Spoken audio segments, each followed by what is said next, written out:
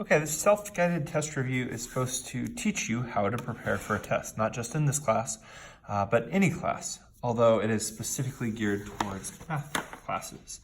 All right, the first step when you're getting ready for a test is you collect the materials that are going to be on that test.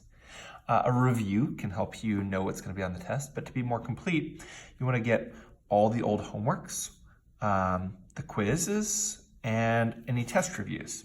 So, here's the quiz. Here is homework 1.1. Here's homework 1.2, although it's only the first half of this homework. Here's homework 1.3. And finally, the test review you should have done. So what we're going to be doing is we've stapled these on. If you've lost any copies, you can get a blank copy from Blend and print it out or write it on another sheet of paper. That's fine too. All right, once you have all your materials collected, you're going to begin to look through them. And what you're going to do is you're going to find each different type of problems.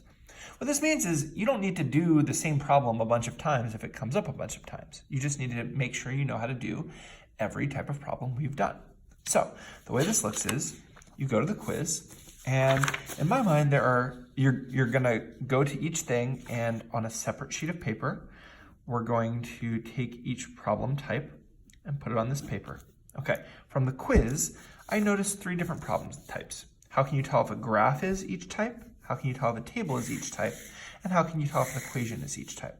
So I might say, how can you tell and when you're reviewing, you want to take the one that you think you're the most uncomfortable with. So maybe it's the one that you got wrong on a quiz. How can you tell if the one that you guys most got wrong was exponential?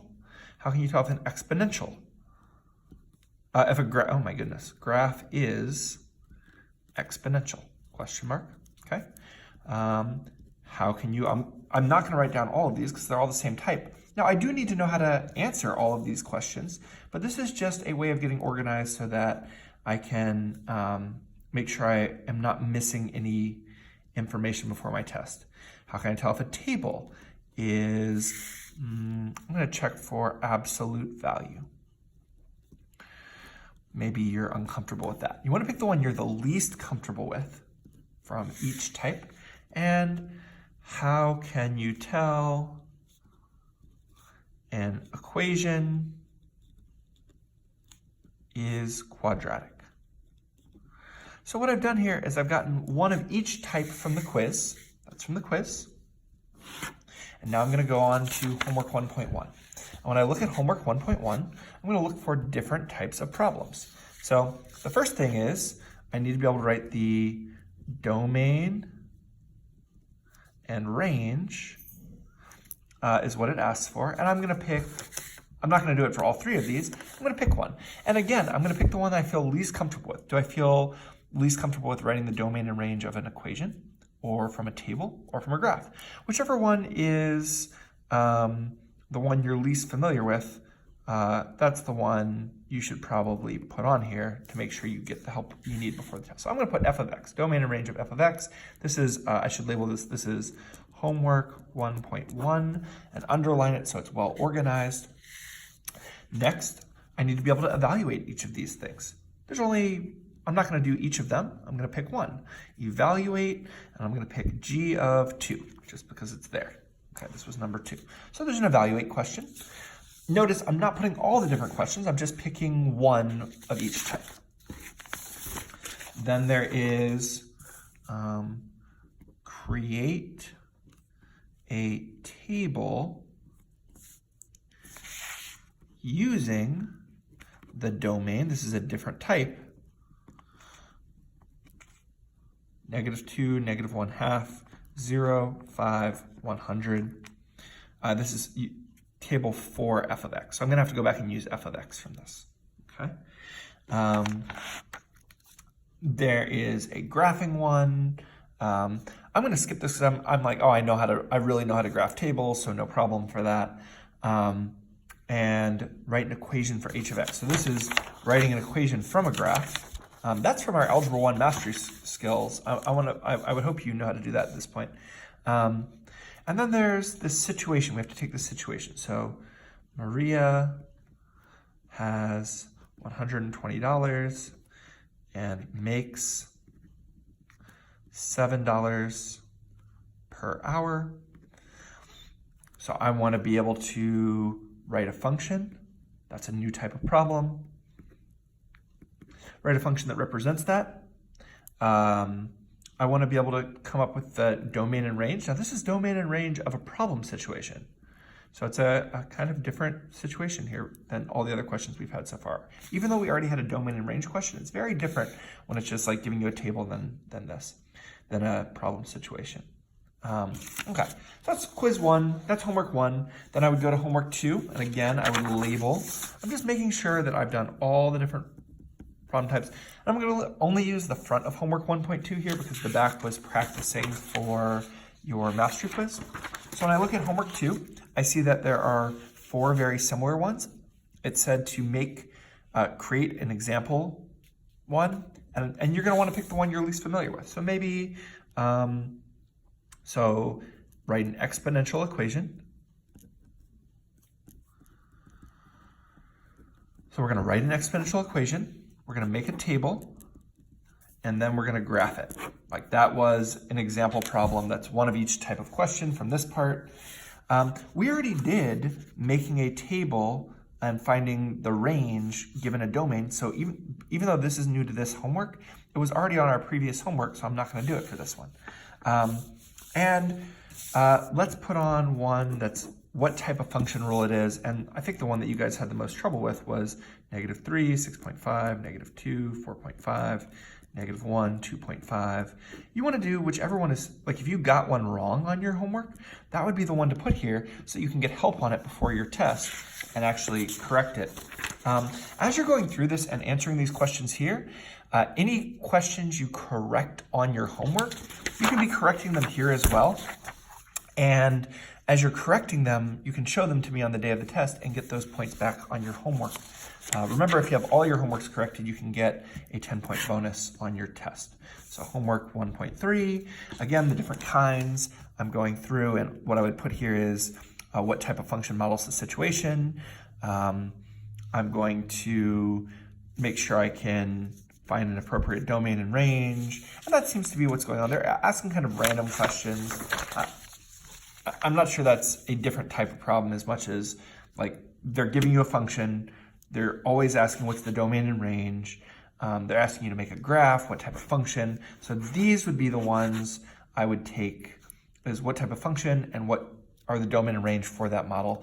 Because they get repeated so many times, that seems to be a really important question that I would want to make sure I'm ready for the homework. From the review, I would add this. I would choose one of these, make sure I know the parent functions for all of these. So I would choose one, maybe the cubic parent function, and write the equation for it. Again, this would go on that separate sheet of paper. I would sketch a quick graph. The graphs do not have to be great. You know, like this is fine. It just has to be a quick sketch because you're not going to rewrite the whole graph paper. That's crazy. I would make sure I can write the domain and range for each parent function and put down some characteristics.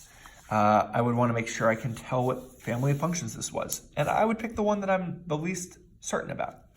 And finding reasonable domain, that's already come up in our homework problems, and so I wouldn't write it again. Okay, once you have all these things written down, that took a little while to write some stuff down, you're going to go through and actually answer each one.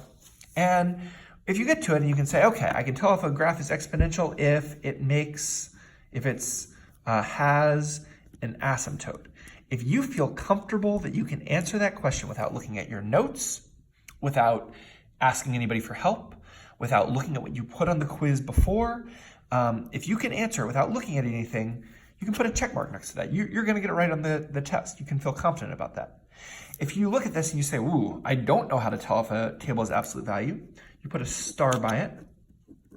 You want to make it very clear for yourself that you aren't sure how to do it, and then you go get help. Maybe you would go ask me in tutoring or ask a friend how they were able to do it on their quiz, who got it right. Once you get help, okay, you answer the question, well, it has 2 constant rates of changes. And if a friend tells you that and you don't know what it means, you should ask them. So having their answer isn't the same as you understanding it. as you're getting ready for a test, you want to make sure you understand everything all the way. So, okay, it has 2 constant rates of change. Great. So, if you understand it, good. And then what you're going to do, well, I'll tell you what you're going to do later. You're going to go through all of these, check mark it if you know how to do it and were able to do it by yourself before the test, and put a star by it if you need to get help from somebody or from something or from a video or your notes or something, because you need to review that more. So after you go through and you answer all these questions on a separate sheet of paper, what you're doing is testing yourself before the actual test. Then you practice the ones you still need help on. So the ones you still need help on, you go and get 3 other problems like it, either from the place you took it from, the homework, or you can look in your notes, or you can ask me to help you make up problems like it. And practice it. You do it a few times by yourself to make sure you're actually getting it right. This is how you go from getting some help on something to being sure you will be ready on it. And the last thing is you should probably look over your notes and see if there was anything else you were missing. At the end of this, you should feel pretty good. You have gotten together all the things that were on the test. You've found all the different types of problems that could be on the test. You've done at least one of each type of problem that was going to be on the test and gotten help when you needed it. The ones you needed to get help on, you practiced, and you should go in the test feeling very good. If you do this on every test, you'll feel great. Now, one thing I want to point out is if you aren't turning this in for a grade, there are a lot of things that can be cut out. You don't have to do it.